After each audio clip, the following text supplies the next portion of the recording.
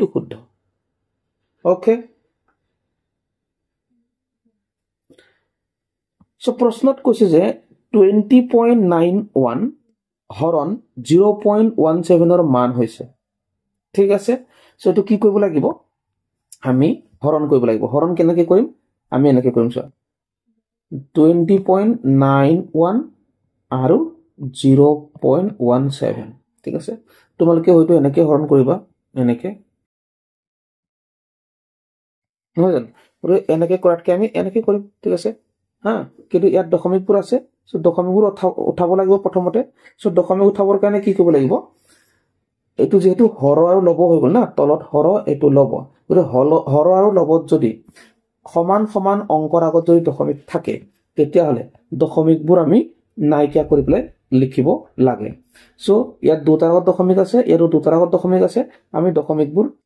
উঠাই পেলাই লিখিম সো এখানে 2091 মানে 2091 হল আৰু এফালে 17 হৈ গল সো যদি আমি এতিয়া আমি যদি চাও হৰণ কৰো এতিয়া ঠিক আছে 17 2091 ওকে এতিয়া আমি হৰণ কৰিম ঠিক আছে দশমিকবোৰ উঠাই লও তাৰ পিছত হৰণ কৰিম ওকে কটাকটি যোৱা হলে আমি কটাকটি কৰিলে দেন ইয়াৰ দশমিকৰ আছে ঠিক আছে তোমালোকে কটাকটি কৰিবলৈ টান পাবা এখানে হৰণে কৰি দিবা হৰণ আৰু কটাকটি একেটাই ঠিক আছে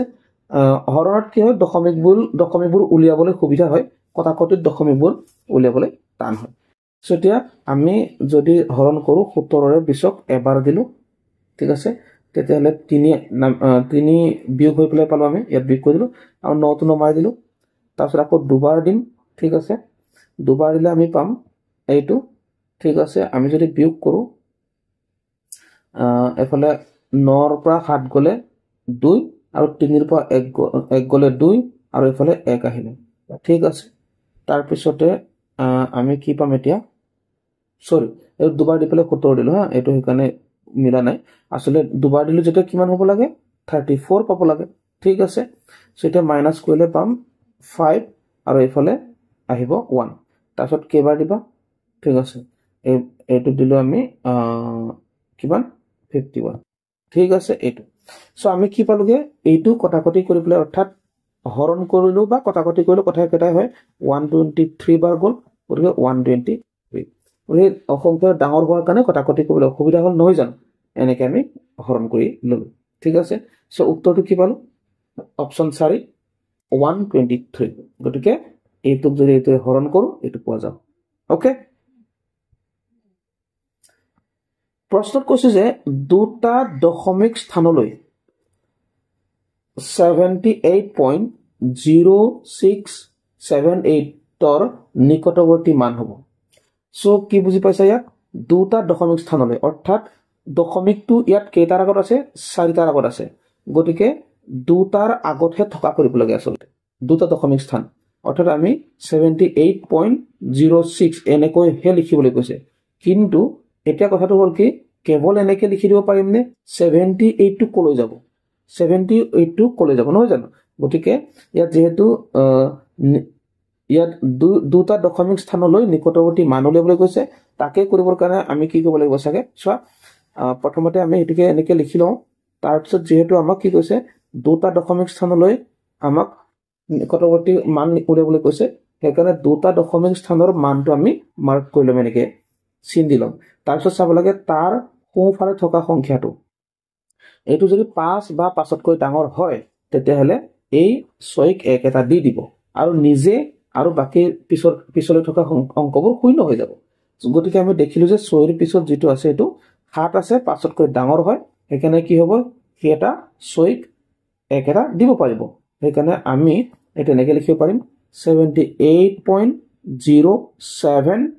আৰু বাকি 0 হৈ যাব অৰ্থাৎ আমি লিখিব পাৰিম 78.07 আৰু এই 0 টা নিলিখিলে হ'ব কাৰণ এটো দশমিকৰ পিছৰহে 0 ঠিক আছে হা সেইকাৰণে আমি এই 0 দুটা নিলিখিলে হ'ব 0 দুটা লিখিলো হেতেন কেতিয়া লিখিলো হেতেন যদিহে ইয়াত অন্য 1 2 3 4 তেনেকুৱা থকা হলে ওকে সো উত্তৰ কি পালো 78.07 অপচন 2 টো শুদ্ধ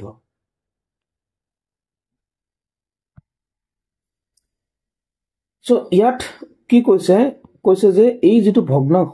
এই ভগ্নাংশটোক সৰল কৰিলে পোৱা যাব সৰল কৰিবলৈ কৈছে গতিকে ইজি হয় কেনে কৰিব লাগে চোৱা ইয়াত আমি 33.33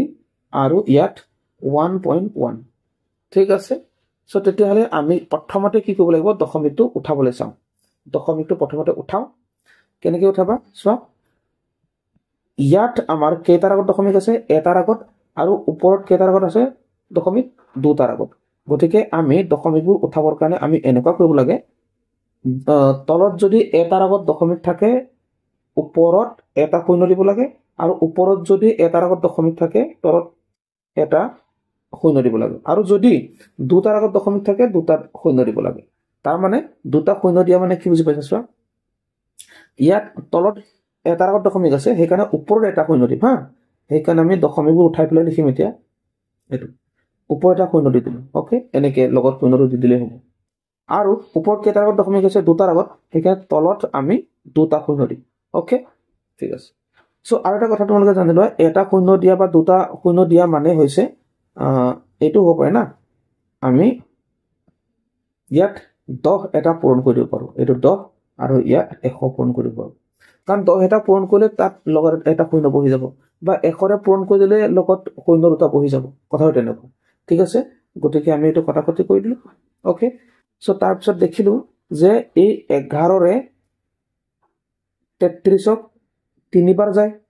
কিন্তু এই তিনিবাৰ না যায় সেইকাৰণে শূন্য এটা দি ল'ব লাগিব তেতিয়া 33ক চাব পাৰিম তেতিয়া আকৌ 3 ৰে চালো 333 অৰ্থাৎ আমি 11 ৰে কি কৰিলো 303 বাৰ দিলো 3333 টো কাটি গলো কেনে কাটিলো দেখিছা নহয় সো তাৰ পিছত আমি গম পালো যে তলত 10 এটা আছে এই 10 টো আৰু ওপৰত আমি পালো 303 আৰু এটা কথা আমি জানো যে তলত যদি এটা শূন্য থাকে বা 10 ৰে হৰণ হৈ থাকে তেতিয়া এটা অংকৰ আগত দশমিক থাকে আৰু দুটা যদি 1 ৰে হৰণ হৈ থাকে দুটা অংকৰ আগত দশমিক থাকিব গতিকে আমি ইয়াত কি কৰিম এটা অংকৰ আগত দশমিক দি দিম কাৰণ 10 ৰে হৰণ হৈ আছে এইটো ওকে গতিকে উত্তৰ কি পালো আমি 30.3 30.3 পালো ওকে ইজি প্ৰশ্ন এটা কৈছে যে 1.11 প্লাস 11.11 ৰ মান অৰ্থাৎ যোগ কৰি দিলে হ'ব যোগ কৰি এটা কথা মনত ৰাখিব লাগে পইণ্ট কেটা পুনাই পেলাই পাতিব লাগে সো ইয়াত প্ৰথম 1.11 আৰু এফালে 11.11 গতিকে পইণ্টটো পুনাই পেলাই পাতিলে হ'ল ঠিক আছে সো যোগ কৰি দিয়া এফালে 1 1 2 1 1 2 দশমিক 1 1 2 আৰু 1 অৰ্থাৎ 12.22 12.2 দুটা মানে অপচন 2 শুদ্ধ ওকে ইয়াত কৈছে যে 2.25 ক ভগ্নাংশত প্ৰকাশ কৰিলে সো ভগ্নাংশত প্ৰকাশ কৰিলে কেনেকৈ কৰিম আমি জাস্ট লিখি লম এটো ভগ্নাংশত প্ৰকাশ কৰিলে হৰলব হিচাপত লিখিম না 2.25 ওকে হৰলব মানে এনেকে ভগ্নাংশ হৰলব ওপৰত লব থাকে তলত হৰ আৰু ইয়াত যদি চাও কেইটাৰ আগত দশমিক আছে দুটাৰ আগত দশমিক আছে গতিকে দুটাৰ আগত যদি দশমিক থাকে তলত আমি 100 দি দিব পাৰিম আৰু ওপৰত আমি দশমিকটো উঠাই পেলাই লিখি দিম তেতিয়াহলে এটো ভগ্নাংশ হল নে হৰলব হিচাপত হলে নাই হল কিন্তু আমাৰ উত্তৰ কিটা বাৰু মিলিছে নে নাই মিলা তেতিয়া কি কৰিব লাগিব আমি জাস্ট কটাকটি কৰি দিলে হৈ যাব সো কটাকটি কৰিবৰ কাৰণে আমি চাব লাগিব কিহেৰে বাৰ যাব এককৰ ইয়াত 5 আছে ইয়াত 0 আছে কিহেৰে বাৰ যাব তেতিয়াহলে 5 ৰে বাৰ যাব এককত 0 বা 5 থাকিলে 5 ৰে বাৰ যায় ওৰে 5 ৰে আমি একক কাটিম 5 ৰে একক কাটিলে 5 20 100 আৰু 5 ৰে প্ৰথমতে আমি 22 টো কাটো 5 4 গুণ 20 22 আছিল না 20 পালো 2 থাকি গল এই 2 টো 25 লগত মিলাই দিম যোগ কৰি নিদিও জাস্ট 2 টো 5 ৰ কাষত বহাই দিম 25 হৈ যাব ঠিক আছে গতিকে 25 টো 5 ৰে 5 বাৰ ওকে সো ইয়াটো আৰু বাৰ যাব কাৰণ ইয়াত এককত 5 আছে ইয়াত 0 আছে গতিকে 5 ৰে কাটো 5 4 গুণ 20 আৰু 5 9 গুণ 45 ঠিক আছে সো তেতিয়া হলে আমি কি পালো আমি পালো ইয়াত 4 আৰু এফালে 9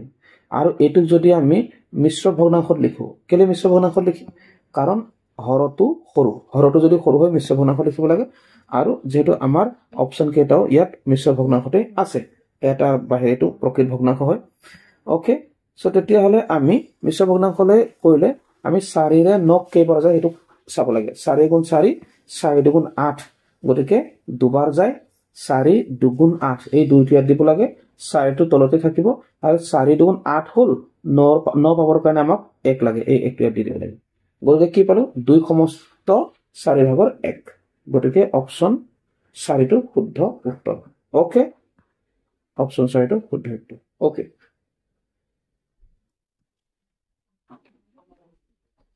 ইয়াত কৈছে যে 25 ভাগৰ 2 ভগ্নাংশটোক দশমিক হিচাপে কেনেদৰে প্ৰকাশ কৰিব সো দশমিক হিচাপে প্ৰকাশ কৰিব লাগে গতিকে আমি কি কৰিব লাগে জাস্ট হৰণ কৰি দিলে হৈ যায় ঠিক আছে মই তোমাক দুটা পদ্ধতি দেখুৱাই দিম তোমালোকে সিম্পল কি কৰি লবা সো এটো কি কৰিব লাগিব আমি দশমিকলৈ নিব লাগিব সো দশমিকলৈ নিলে তোমালোকে জাস্ট হৰণ কৰি দিবা এনেকে ওকে সো 25 ৰে বাৰ 2 বাৰ যায় নে না যায় এটা আমি কি কৰিব লাগিব দশমিক এটা দি লব লাগিব তেতিয়া শূন্য হৈ যাব লগত 20 হৈ গল তথাপিটো 25 কে সৰু হৈ আছে সেইকাৰণে কি কৰিব লাগিব আৰু এটা শূন্য ইয়াত দি দিম তেতিয়া ইয়াত শূন্যটা আহি যাব সো 25 ৰে এতিয়া কেইবাৰ যাব 100 এটো 200 পাবৰ কাৰণে সো 8 বাৰ যাব 8 25 200 ঠিক আছে 8 25 200 পাই গলো গতিকে দশমিকলৈ নিলে কি পালো তেতিয়া 0.08 ওকে অপচন কোনটো শুদ্ধ 2 টো গতিকে মই আৰু এটা তোমালোকক পদ্ধতি দেখুৱাম গৈছিলো এটো এনেকে কৰিবা ঠিক আছে এটো হৈ গল এফালে 25 সো তলত আমি হয় 100 পাব লাগিব 100 পাবলৈ চেষ্টা কৰিব লাগিব বা 10 পাবলৈ বা 1000 পাবলৈ চেষ্টা কৰিব লাগিব ঠিক আছে সো আমি যদি চাও তলত 25 আছে